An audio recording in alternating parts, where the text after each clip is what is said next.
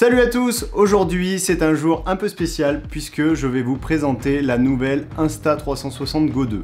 Alors j'ai eu l'occasion de pouvoir la tester en avant-première et aussi de faire une vidéo de lancement. Si vous ne l'avez pas vue, elle est juste là. Et avant de démarrer la présentation, deux petites choses. Dans la timeline, vous allez retrouver tous les chapitres sur la présentation. N'hésitez pas à aller voir ce qui vous intéresse. Et dernière chose, pour tous ceux qui sont intéressés par cette caméra et qui veulent des codes réduction, si j'en ai, je vous mettrai tout en description. Et maintenant, place au déballage, c'est parti. Voilà comment se présente la Go 2 dans son emballage. Elle est fixée avec son aimant à l'arrière. Ici, on a le tour de cou, l'explication pour les démarrages, très important, le manuel et les stickers, un câble type C pour recharger la caméra, une fixation que j'ai utilisée pendant le tournage sur les casquettes, un autre élément de fixation qui sert à la fois de perche type selfie et derrière on retrouve la nouvelle technologie de micro-ventouse. Donc vous avez un sticker, vous pouvez le coller partout et bien sûr c'est réutilisable. Et enfin un élément très important et qui a bien évolué sur la Go 2, son boîtier.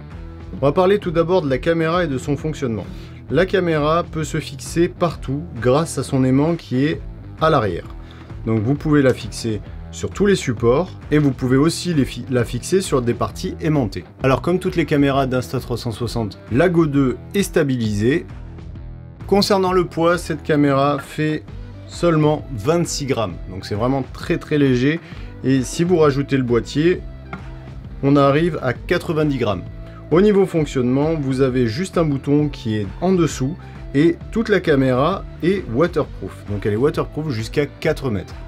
Alors cette caméra ne dispose pas de carte SD, mais elle dispose de 28 Go intégrés. Une belle nouveauté aussi, ça concerne la protection d'objectif. On peut la changer, il suffit juste de la dévisser et vous allez pouvoir la remplacer. Donc si vous cassez l'objectif, il vous suffit juste de changer la lentille. Ce système rappelle énormément celui de la One Air 1 pouce, où vous avez un gros pas de vis et vous pouvez changer la protection d'objectif. Pour les vidéastes et ceux qui veulent avoir la meilleure qualité possible, ils ont sorti en partenariat avec Freewell qui font des filtres ND, un petit pack de filtres ND que vous pouvez mettre sur votre lentille. Pareil, ça se visse.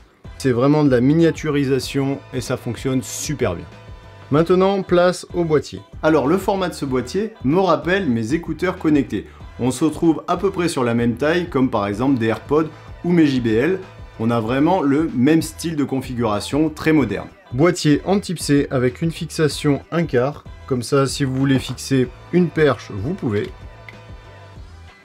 Et ça vous fait à la fois boîtier et perche extensible. Au niveau de son fonctionnement, vous allez l'ouvrir quand vous avez la caméra dedans et ça va démarrer la caméra.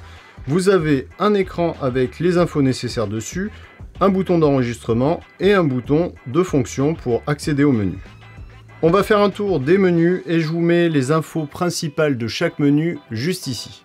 Tout d'abord, on a le mode vidéo, ensuite on a le mode photo, le mode pro vidéo, le mode time shift qui est l'hyperlapse de chez Insta360, le mode timelapse, HDR vidéo, slow motion et enfin les settings. Alors dans les paramètres, vous allez pouvoir régler la caméra sans avoir besoin de la connecter au téléphone. À l'inverse de la première édition, ça c'est vraiment un gros plus. Ce boîtier fait aussi trépied. Avec les deux petites languettes, vous pouvez le poser et l'utiliser comme un trépied. Et dernière chose, car il ne faut pas oublier son utilisation première, c'est que ce boîtier fait aussi batterie externe et vous pouvez recharger sur toute la journée votre caméra. Maintenant qu'on a fait le tour des menus, on va parler d'une chose essentielle pour une caméra, c'est sa qualité d'image. Même si cette caméra a un petit capteur, elle a beaucoup de potentiel et elle filme en 2K recadré. Pour ceux qui ne connaissent pas Insta360, ça a toujours été leur but, c'est de shooter avant et ensuite de recadrer dans l'image. Cette caméra dispose aussi de cette technologie sur deux modes, le mode vidéo pro et le mode photo.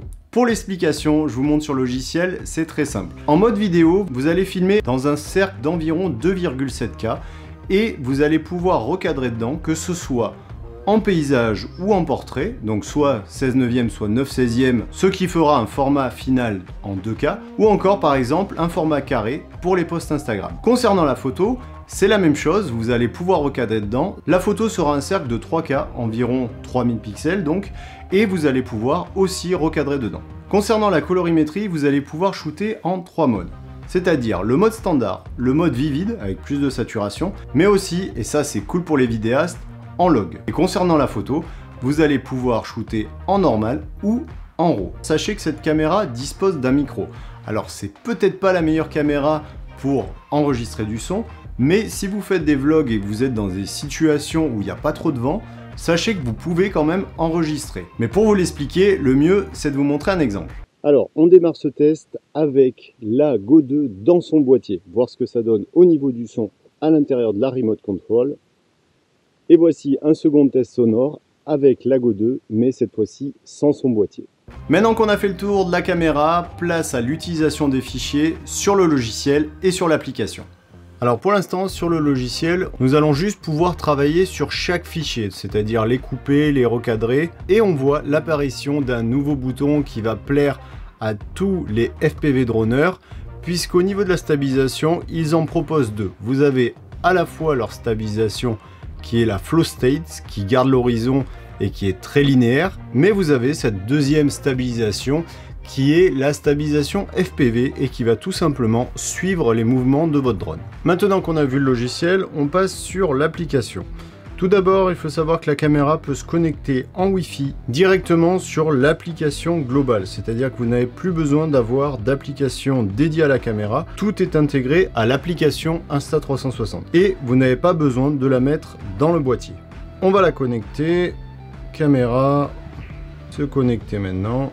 Voilà, la caméra se connecte facilement, vous allez retrouver tous les menus possibles sur la caméra, votre galerie où vous allez pouvoir télécharger les fichiers et vous allez pouvoir dans Story, vous avez créé une histoire avec le ShotLab pour les caméras 360 et le Flash Cut qui est destiné à la Go 2 qui vous permet de créer un montage automatisé.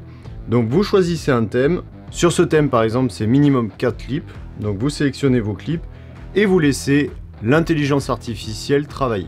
Une fois que le montage est réalisé, vous pouvez quand même modifier vos images pour créer un montage facilement. Voilà, maintenant vous savez tout sur cette nouvelle caméra.